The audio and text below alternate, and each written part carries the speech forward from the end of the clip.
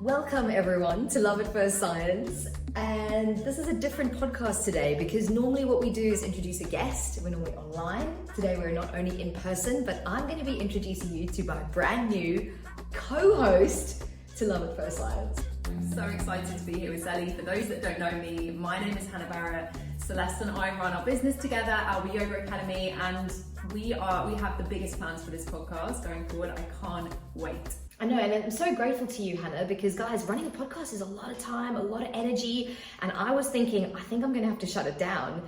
And then it was like an inspired moment. You popped into my head and I was like, I don't know if she's got the time. Let me just float this by her. And when you said yes, it was like all my Christmases had come at once. So I don't know if you guys know Hannah Barrett, but if you don't, it's so worth checking her out. You're an absolute queen, Hannah. I can't wait to introduce you. Can you tell everyone your story? I can, but I want to first say I felt like my Christmas had to come as well because I love your podcast and now it's our podcast and that makes me so happy. But yeah, whistle stop tour of my story.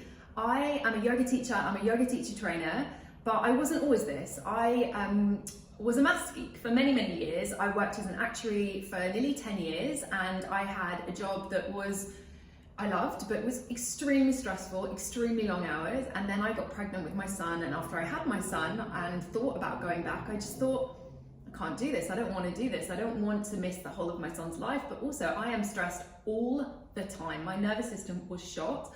So I had this brainwave. I'd always loved yoga. I wanted to do something in the wellness industry. So I trained to be a yoga teacher and life just happened from them. Everything kind of just fell into place. I think Instagram was my first kind of place where I grew, and then from that I got book deals and started my app, and then met you, and we created Alba Yoga, and yeah, it's been a wild ride, hasn't it? And you know, the success and the magic that you've attracted into you is really testament to you, because one of the things that I was always impressed with Hannah is what an amazing connector you are. You know how to connect into the community and bring the best out of every single person that you touch. So just so honored to learn from you, babe. Oh, thank you. I feel like back at you, you do the same thing. Now guys, we want to tell you a little bit more about what our plans are for the podcast briefly before we go into our Yoga Myths title of this podcast.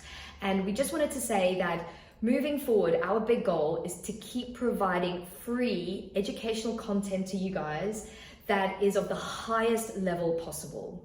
We have got an incredible lineup of guests in all different areas as well. I'm so excited to share all these interviews with you, and we really want to help bring more education and more science-backed methods into the yoga world, but also we just want you to learn from some incredible people. Yeah, and we don't just want to bring in like famous people with big followings, but people that we just value their opinion, people who've maybe touched our lives in some way. So just stick around because there's going to be a lot of good stuff coming your way. Absolutely. Shall we jump into our yoga myths? Let's do it. Okay, the first question I've got for you is, what is your pet peeve in the yoga world at the moment in terms of a yoga myth? So one of the things that I'm really struggling with when I hear people saying this, it makes my skin literally crawl. And let me just quickly say, if I get really heated in this podcast, just take it with a pinch of salt, because it's just because I get so upset that there's this information out there. And one of the things is that there's only one right way to do a pose, and that if you go a little too forward, you're going to damage your shoulders, or if you go a little too far back with the knee, that's going to crack it open, or this like fear-mongering language, which I should also say very much used to be a part of my messaging until I started studying with Z Health, so I started learning more about the brain and the nervous system. And so yeah, there's nothing further from the truth. Like if your body can do it and you can gradually progress into those movements, you should be doing them, because that's what makes you more resilient, not less.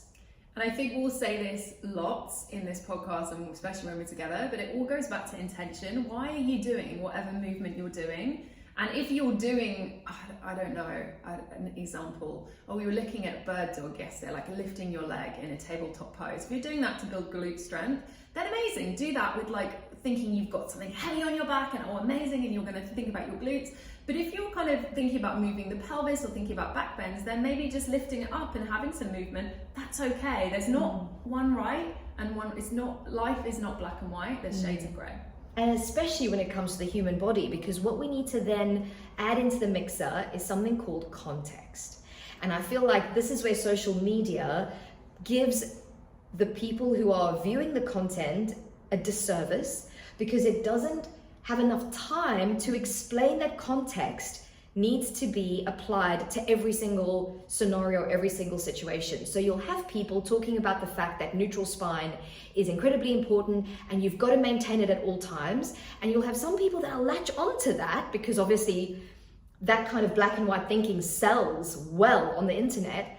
But what we forget is that that is really great if you're lifting a heavy load. But when you're playing with your kids and one of them have crawled under a car, you're not going to be in a neutral spine when you're trying to yank them out from under there. You're going to be going into a different shape.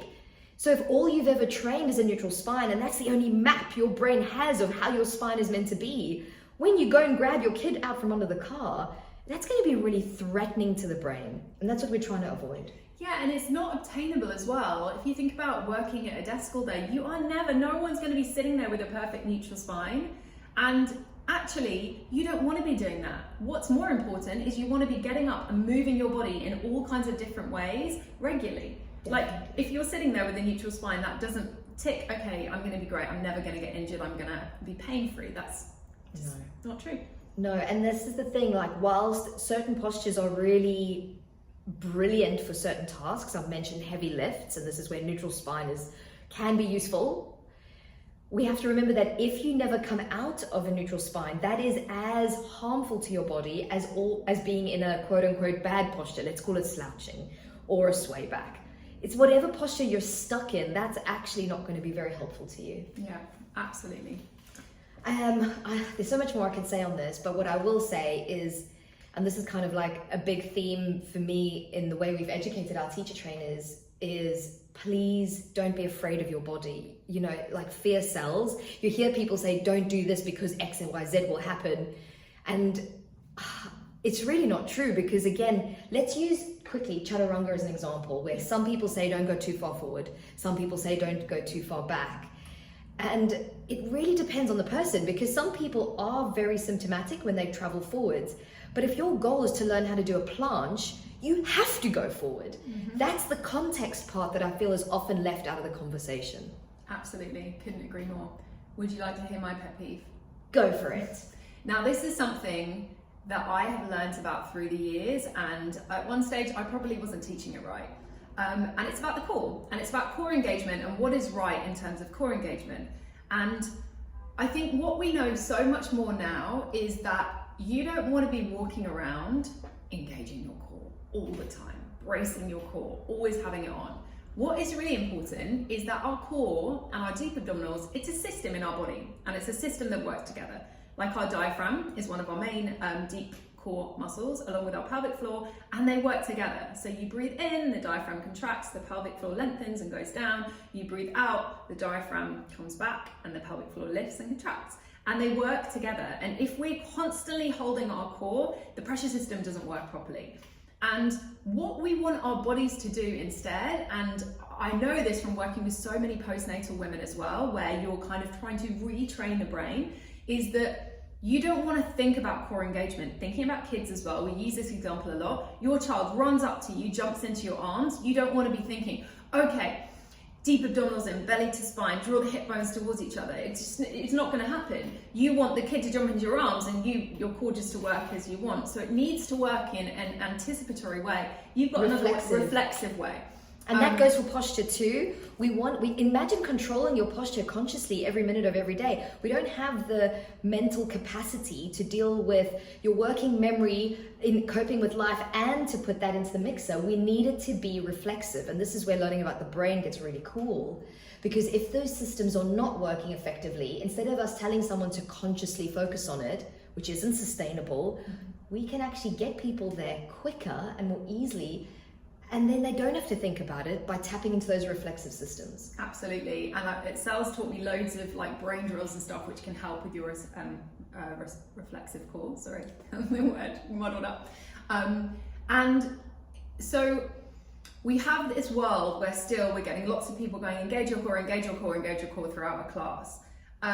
there is a time and place when you need to think about the core. Let's go back to postnatal women that are trying to retrain that system of the diaphragm and the pelvic floor, and you have to think about it a lot more, and maybe even with movements and stuff, but it's what do you always say? It's the starting point, not the finish line. Exactly, and I love that phrase, guys, because listen to that phrase. If you are training someone to do something like conscious core engagement, conscious postural control, maybe that's a good strategy now, but it's not sustainable moving forward. So it's a starting point, yes, but it's not the finish line. The finish line is having someone play their sport, play with their children, play with their jump on a trampoline, play with their pets, run outside and not have to think so hard about every little piece of their puzzle, which is not possible because there are so many parts of you. And how can you think about every single joint in motion when you're out there using a big portion of your cognitive load to get the football into the goal, or to lift your child up when they're crying? Yeah, absolutely. So yeah, that was my pet peeve. I love that as a pet peeve because I still, after all the education that I've put out there, it's still floating around, and I'm like, oh. It goes back to your point on context dependent though. Like, who are you seeing in front of you? Do you need to cue their core with them, or do you need to do something different? The other thing that we teach in our yoga teacher training as well is the incredibleness of, that's not even a word, but of external cueing, and how actually, I always use a Tadasana as an example, and if you're listening to this and you can safely stand up, stand up. And internal cueing is a way of using kind of muscles within the body. So for example, when you're standing up, you think about lifting your kneecaps, drawing your belly to spine, drawing your ribs in, squeezing your bum. Just notice how that feels in your body, and notice your breath. And then release, do a few little wiggles, and do the same thing again, or don't do the same thing again. Now listen to my words. Imagine my hand is above your head, lift tall into my hands as you push down through your feet. And then again, notice how that feels in your body and notice your breath. And one of the things you might notice is that your core does engage when you're in Tadasana, but it engages to the point that you want it. And if we are always cueing, engage your core in poses like standing, you're not engaging your muscles to the point that's right. You've probably got better wording than I have for that. I feel like I'm muddling my words. No, I think you're summing it up brilliantly. I think that whole concept of external cueing is just to illustrate the fact that, well, I mean, there's a lot of research behind it, although we should also segue this by saying it doesn't work every time for every person. I think a mixture of internal and external cueing can be useful depending on the context and depending on the person in front of you. Some people that have had things like, I don't know, post-concussion syndrome or a stroke, they're gonna struggle with external cues. So maybe an internal cue would be helpful for some people. But if you are a healthy body, you haven't sustained some kind of head trauma, generally, it's all about solving a movement problem. To solve a movement problem, it's easier to bring your focus externally, and the research backs this up with showing that we have lower EMG activation on muscles, and that means that they can work in synchronization better, and we end up getting a more harmonious movement pattern if our focus is outside of our bodies. Yeah. And yeah, I can't agree more. One thing I'll also say is that there is a lot of research all about this. Sorry, I've messed it up a bit. Hang on 1 second. I'm just looking at the note. It's gone out my head. I'm just going to take a picture of this timestamp and we can cut it out. But remember, that's 2 minutes ahead. So this one, take a picture of this one. It was on the tip of my tongue the whole time. Okay, let's go on to our next pesky peevy, which is one that kind of makes me a little bit sad. I think now that I'm learning more about the brain, now that I'm learning about the complexity of what's required for our brains to keep thickening, especially into old age, is the fact that people think that they can do the same practice every day and that that's adequate. Mm-hmm. It doesn't just count for yoga, does it? Just in life in general. 100%. I mean, I was going to some classes, some calisthenics classes, and I was struggling to progress. And when I actually analyzed what we were doing, we were just doing the same thing every time. And then I joined another gym where there were similar movement patterns, but a lot of variety. and a lot of like really challenging, weird and wacky stuff. I'll put it simply. And my progress was ridiculously quick at the new place that I started going to. So to think that you can always do the same thing the same way and get results over and over, I think doesn't respect the fact that we are quite complex beings, and out in nature we would be utilizing this variety at the highest level, and we just aren't even scraping the surface at the moment.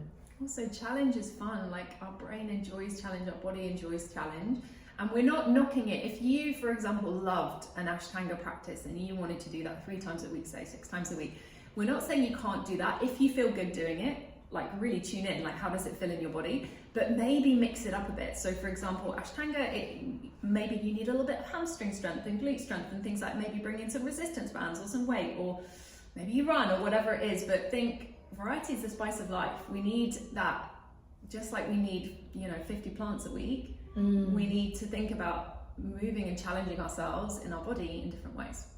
And our brain loves novelty. And so that's something I think just to remember, like sometimes I've worked with clients who've been quite injured and in a lot of pain. And I've been like, so what do you do for your movement practice? And they'll be like, oh, I just do the same thing every time. And all we do is introduce a little bit of novelty, and a lot of their injuries clear up. I mean, how crazy is that? Can you give an example? I'd love to hear. There's been a couple of people. I think one girl in particular, she was quite afraid of moving. She's very young. She had a couple of herniated discs, and the doctors basically told her that she's not allowed to do anything, which is not true. I think they're very old school in their approach. And so she was just doing the same things, like a Pilates every single day. And when I started introducing more complex movements with things that at first she felt safe doing, maybe with her hands and her feet, we could see that her function started to improve dramatically, and that was really inspiring. That is really inspiring. I love that. The other thing that we were talking about before we went on air was the fact that we have recently had some feedback from our teacher trainees. So we had a group of people who went through our 200-hour training at the beginning of 2024.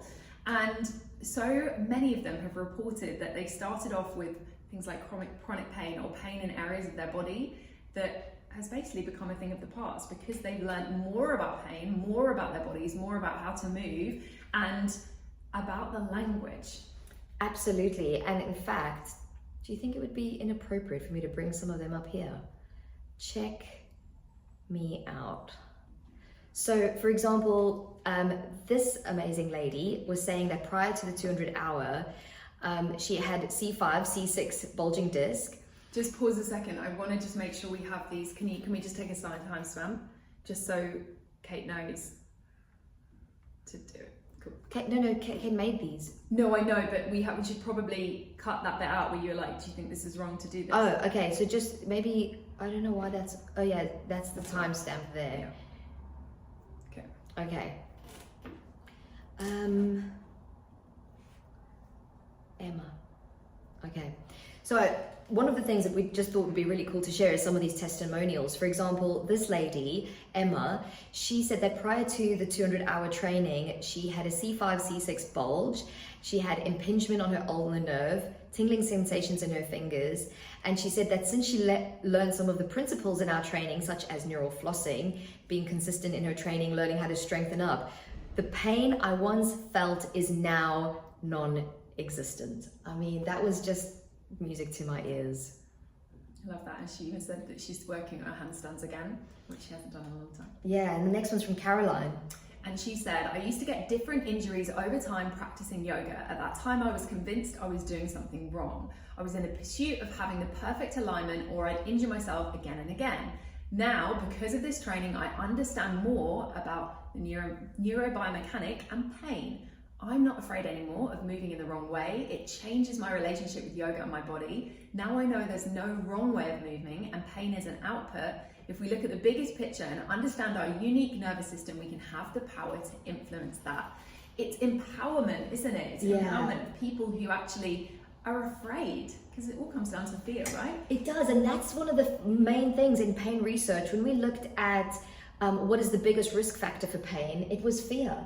And so when these doctors are telling people about how dangerous things are and how they should avoid lift. I mean, this girl that I was alluding to earlier, she was literally told by doctors that she should never do any kind of weight training or she'll paralyze herself. Oh, wow. And I was like, but you're so young. What's going to happen when you have children one day? And that was like a real food for thought. And then I was like, well, how do you carry the shopping? She's like, well, I just don't.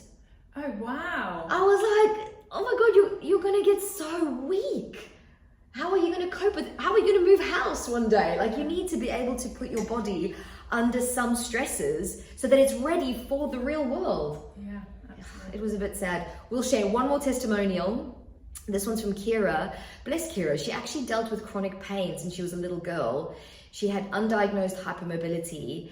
And she said this training completely reframed how I understand pain. Listen to this. For the first time ever, I've had no pain. Incredible. I mean, wow.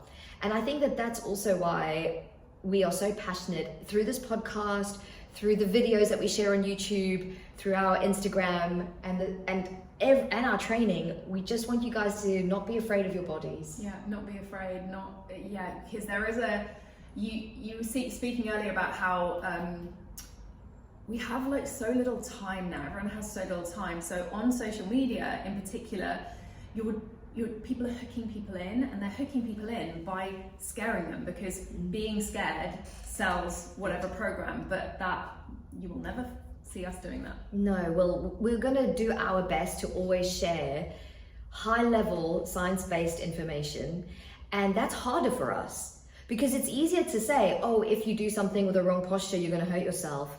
And then people feel like, oh, I've got to learn from these two people because they're going to mean I'm never going to hurt myself. But there's a lot of stuff that's being said out there that just doesn't have any evidence to back it up. Yeah, absolutely. Let's move on for a moment and talk about aesthetics. And I feel like aesthetics doesn't help the yoga world. People get so fixated on what something should look like, the perfect pose, and instead they come outside their body and they're not tuning in, like, how is this for me? Actually, triangle pose the perfect way feels really gross in my body, but actually if I do this feels better. And yoga is all about connection, and we have to listen to that inner voice. So my message for you listening to this is, please stop looking at pretty pictures on the internet. Be inspired by them, absolutely, but you are your own body. You're different to that person doing it, and you might need something different. And you're practicing yoga so much more by listening to yourself rather than doing what some people call the perfect pose. Yeah, and I think the whole chat around aesthetics, what's happened a lot is we get fixated by 90-degree angles. And so someone does, for example, a chaturanga. And there was this huge wave, I don't know if it's still around, of people saying that the perfect chaturanga is with your elbows at 90 degrees. I was thinking, gosh, I've done capoeira now for 10 plus years. And when we do any kind of one arm push-up, two arm push-ups, we go all the way to the ground. And then I joined CrossFit. We went all the way to the ground. Then I joined calisthenics. We went below 90 there. And I couldn't understand, because they would give all these proper scientific rationales, like a whole book has been written about it, and the 90 degree because of the shoulder, and you could hurt yourself.